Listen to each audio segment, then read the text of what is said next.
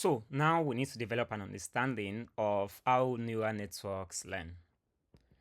So eventually we are going to run some code, right? And one of the important things we are going to run in Ultralytics is model.train.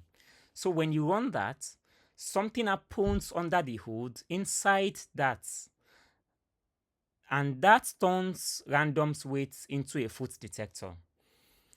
This video explains that something, and although not the full mathematics, it explains the intuition behind it. If you understand this, every training decision you make for the rest of the series will make sense. So let's take this as a neuron.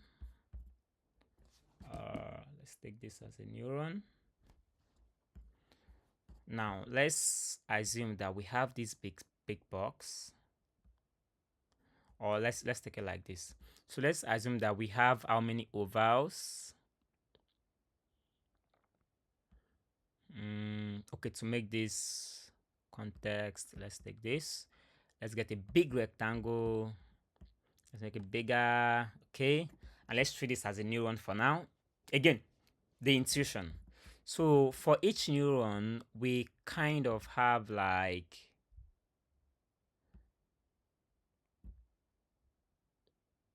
a set of inputs into that neuron. Let's take them as ovals, 3 ovals. Okay, this is too big. We need it small. Okay, so let's move it. And let's duplicate. Okay, so let's assume that we have this, and these are, again, from what we've discussed here, each pixel is represented by 3 values, right? The intensity of red, the intensity of green, and the intensity of blue. So let's take this as those 3 values as x1, text x1. Let's bring this x2, and let's bring this x3. So we now have like an aggregation here. Again, this is like an intuition.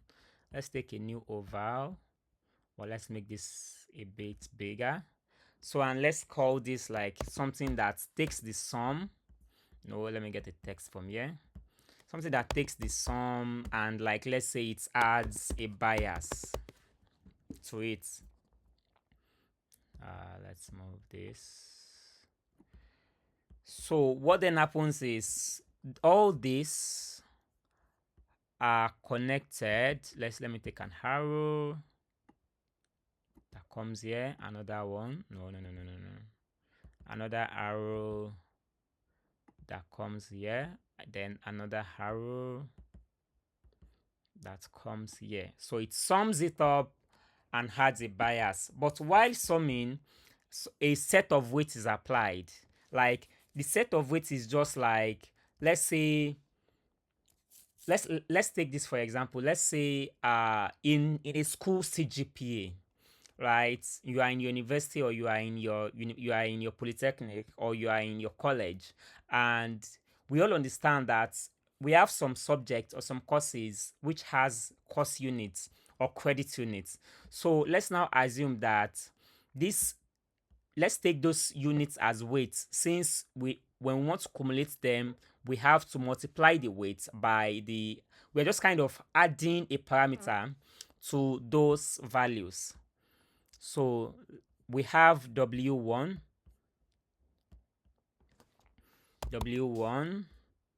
we have this as W2 added to the X2, and we have this as W3. So all these are sent, like let's say X1 is like 220, it's aggregates it with this weight, let's say 0.01, comes to this place, sums it up along with this and this, and adds a bias to it. So what then happens is that we now send this to an activation function. But let me get this as a rectangle for now. Right, so let's move this, and let's connect it through an arrow. So an activation function, let's put this activation function.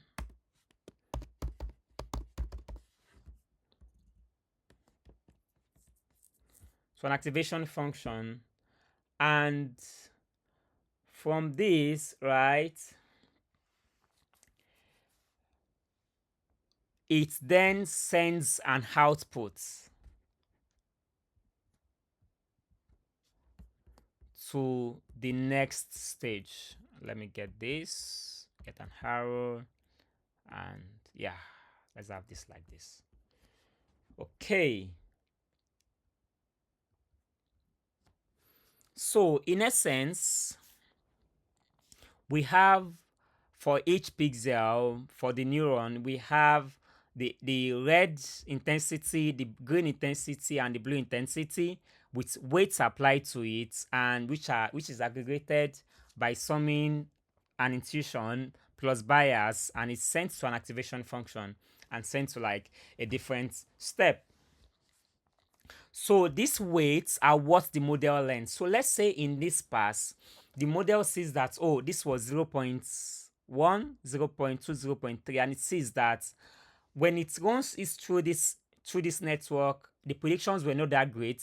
It tries to change those weights. It tunes those weights to try to see how to get the best performance out of it. So this weight is what the model learns, and the weight starts at random. After training, they encode everything the model knows about the foods. Training is just about finding the right weights, in essence, finding the best parameters for this, and that means for every of the pixel. So we then have to, that is what happens. So we now have several layers for in our neural network. We have the input layer, we have the early layers, we have the mid layers, we have the late layers, and then we have the output, which is the boxes and the classes. So for example, the input layer takes in like as you can see, it takes in the 1.2 million numbers, then sends it to a layer which also contains a set of neurons, and which learns like for example the edge colors, sends to the mid layers which learns for example the shape textures, and sends to the late layers which actually understand the object concept, which then sends it to the output for our predictions, our bugs, and our classes. So we then have to discuss about detection loss. For YOLO detection loss, we have about 3 components, and one of that is the box loss. The box loss predicts like, or actually measures like how far off are the bounding box coordinates. So in this instance here, right, so as you can see, these box coordinates are going to differ a bit from this in the image. So let's assume that these are the predicted box coordinates, and these are the true box coordinates. So this measures the difference between them, which is what we call the localization error. We then have the CLS loss, which is the class loss. It just checks that when this thing says this is a banana, is it actually a banana, right?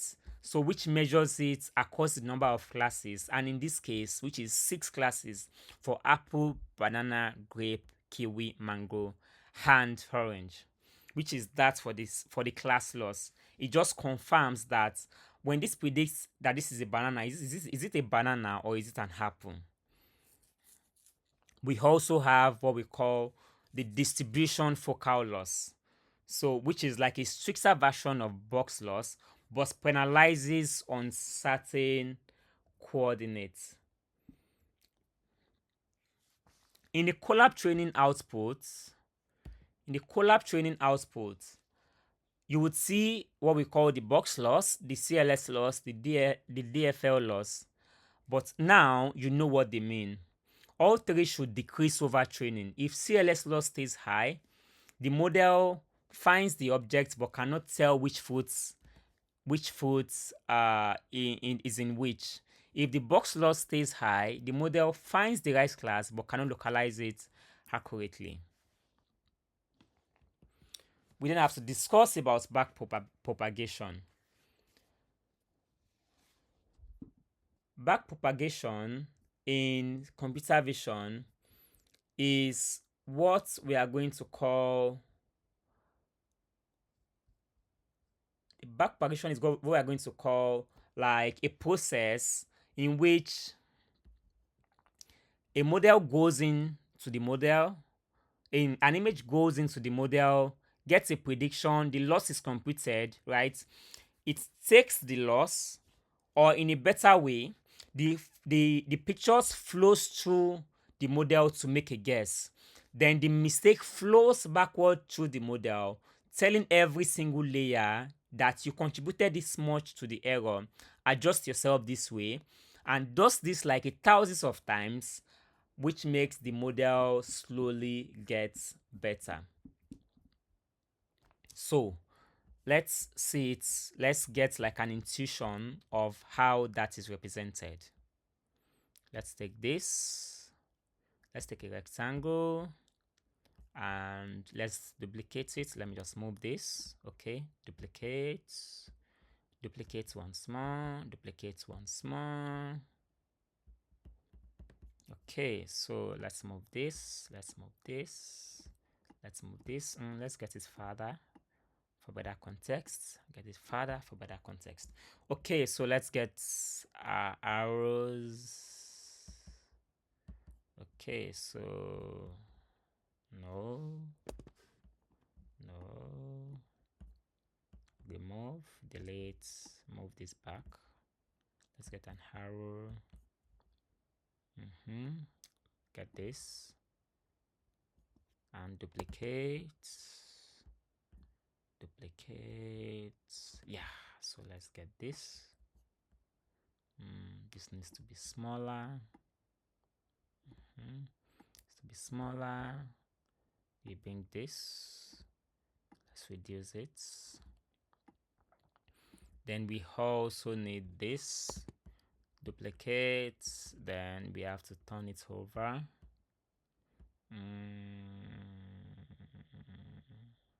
Okay, let's just remove it and get a new arrow. Okay, so we then duplicate and we duplicate once more. So we move this, and we make this longer. Okay, so this is backpropagation, right? Let's say this is the input, and let's say this is layer 1. Again, just an intuition. Layer 1, this is layer 2, and this is the loss. So how this works is that, I should change the color of this. Let's leave it like that. So how this behaves is that when the model is learning from the left to the right, it takes the layer 1 lens, sends to layer 2, then computes the loss. So what then happens is that it takes the information along with the loss and comes to layer 2 and tells it that, this is what you did wrong that contributed to this loss. Adjust yourself that way. Comes to layer 1, tells it that this is what happens. Adjust based on this metrics or this information, and it keeps going around and around and around till the model slowly gets better.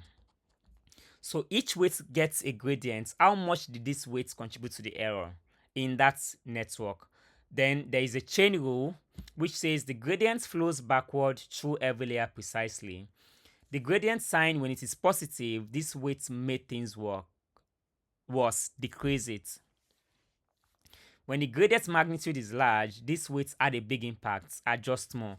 So the learning rate scales the adjustment, and this continues for the millions of weights, thousands of times. That is what we call the training process.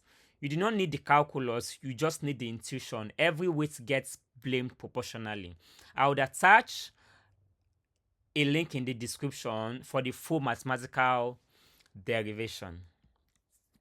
So in our next video, we are going to be discussing about training dynamics. So to add, YOLO model has approximately 25 million parameters, which means each forward pass multiplies the input image by all those weights through matrix multiplication. And a CPU does this sequentially, while a GPU does thousands simultaneously, which means a GPU makes it run in parallel. And a training that takes 40 minutes on a GPU, on a T4 GPU, for example, will take over 8 hours when it runs on a GPU. And this is why we train on Colab. The GPU there is free. It is fast enough for our data sets, and the model we download runs perfectly on the CPU at inference time.